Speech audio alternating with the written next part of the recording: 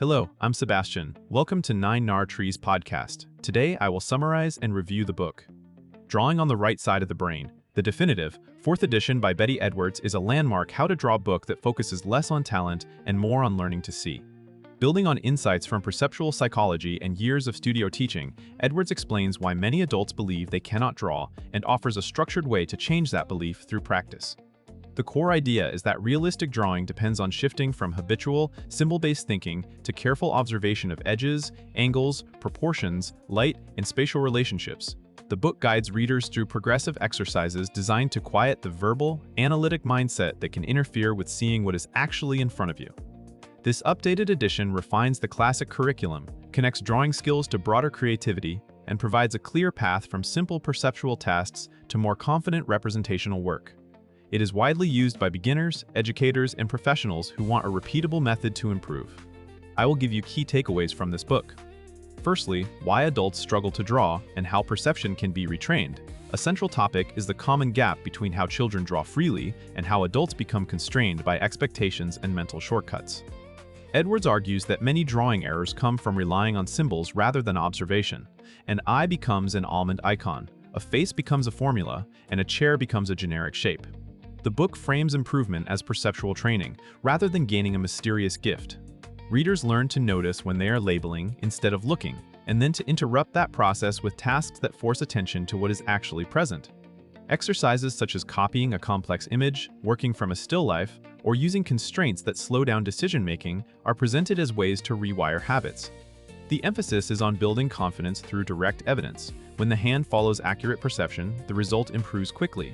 This topic also normalizes frustration as part of changing cognitive patterns, encouraging a patient, experiment-based mindset that keeps learners practicing long enough to see real progress.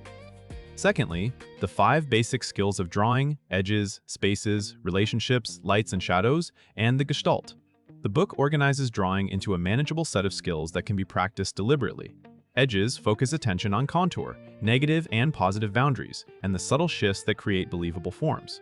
Spaces develop the ability to see negative space as a shape with its own angles and proportions, which often corrects distortions faster than focusing on the object itself. Relationships address proportion and perspective in an accessible way, asking the artist to compare lengths, angles, alignments, and relative sizes rather than guess from memory. Lights and shadows introduce the logic of value, helping readers understand how shading describes form, light direction, and material differences.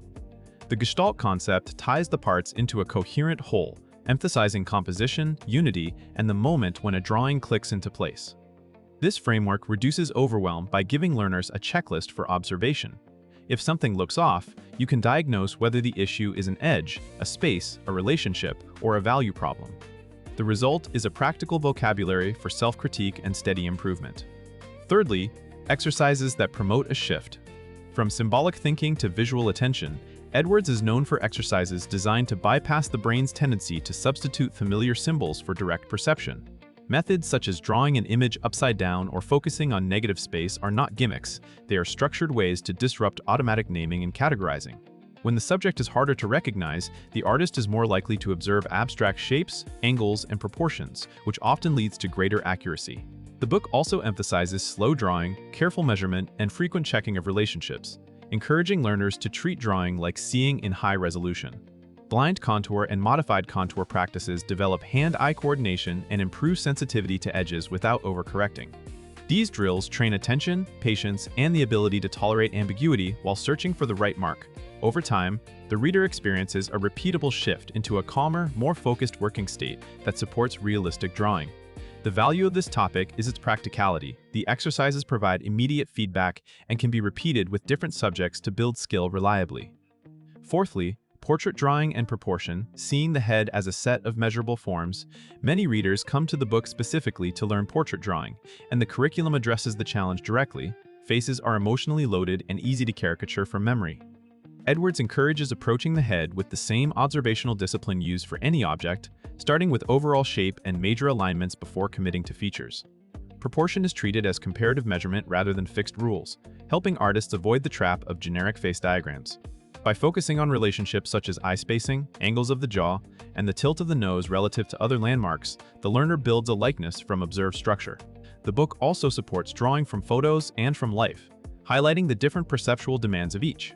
Value and shadow are introduced as tools for modeling the planes of the face, not as decorative shading. The broader lesson is that portrait success depends on accuracy in simple observations made early and checked often. This topic gives readers a process to follow, reducing anxiety and making portraits feel achievable through methodical practice. Lastly, creativity, confidence, and applying the method.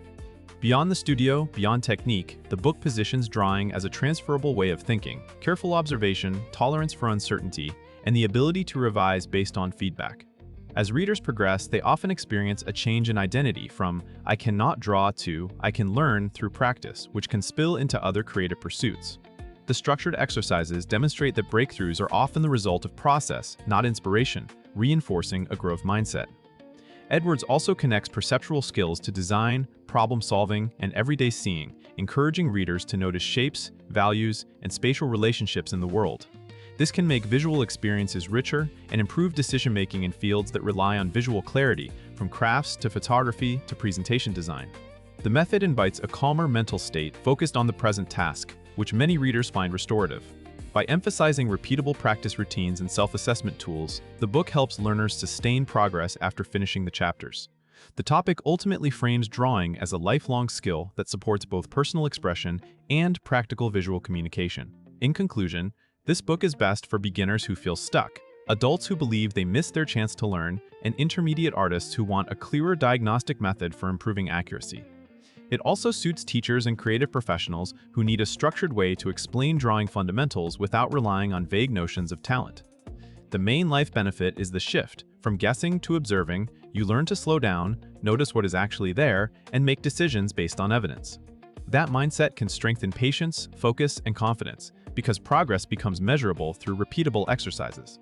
Compared with many drawing books that emphasize style, tools, or quick tricks, Edwards offers a coherent curriculum built around perception and skill building. The 5 skills framework gives readers a practical way to self-correct, and the classic exercises provide immediate feedback that keeps motivation high. The definitive edition is worth buying because it consolidates a proven teaching approach into a step-by-step program that many readers can follow independently. If you want realistic drawing grounded in seeing rather than copying formulas, this book remains a standout choice. If you would like to support Betty Edwards, you can buy the book through the Amazon link I've provided in the podcast description. After reading the book, please let me know what you think and share your thoughts. See you around.